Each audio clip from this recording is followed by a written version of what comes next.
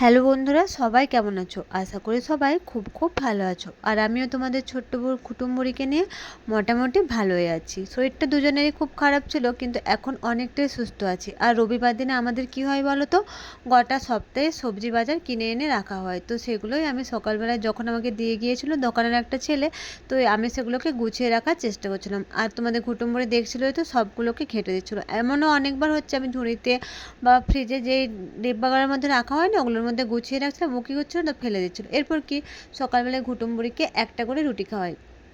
তো সেই রুটিটাই করছিলাম, তো ভাবলাম আজকে আমিও কিনা দুটো রুটি খেয়ে ফেলি।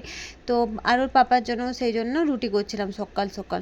দিয়ে সেগুলো রুটিগুলো করছিলাম। তো আর ঘুটুম তো মানে জানো কী করে, দুষ্টুমি করছিলো, এপাশ ওপাশ করছিলো, মাঝে মধ্যে আমাকে ডাকছিল আর বলছিল এটা কি ওটা কি, ও যে জিজ্ঞাসা, ওর কেন আমি বলবো, তো ওই বয়সে সমস্ত বাচ্চারাই এগুলোই জিজ্ঞাসা করে, তাই না বলো? হয়তো তোমাদের বাচ্চারা যাদের ছোটো ছেলে মেয়ে আছে তারাও এরকম করে।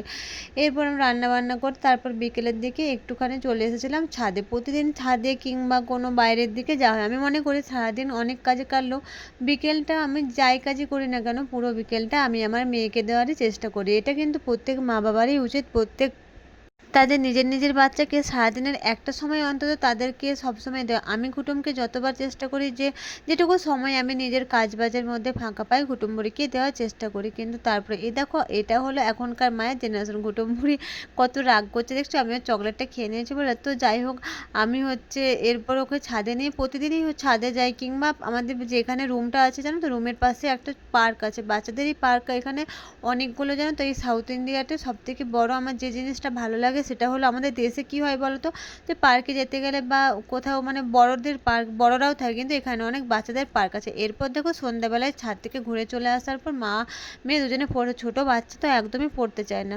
কুটুমের বয়স তোমরা অনেকেই জানতে চেয়েছো, হ্যাঁ কুটুমের বয়স এই সবেমাত্র 2 বছর হয়েছে।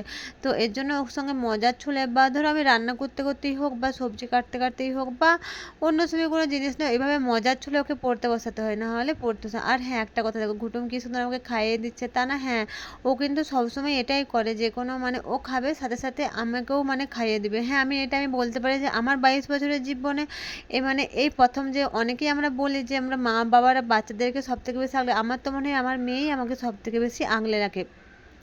আর হ্যাঁ, 22 বছরের মানে এর মধ্যে যে মা বাবা যে আমাকে হাতে তুলে খাই বা মুখে তুলে খাইয়ে দিয়েছে সেটা তো করেছি, কিন্তু এরপর আমার মেয়েই আমাকে খাইয়ে দেয়, এটা কিন্তু আমার খুব ভালো লাগে।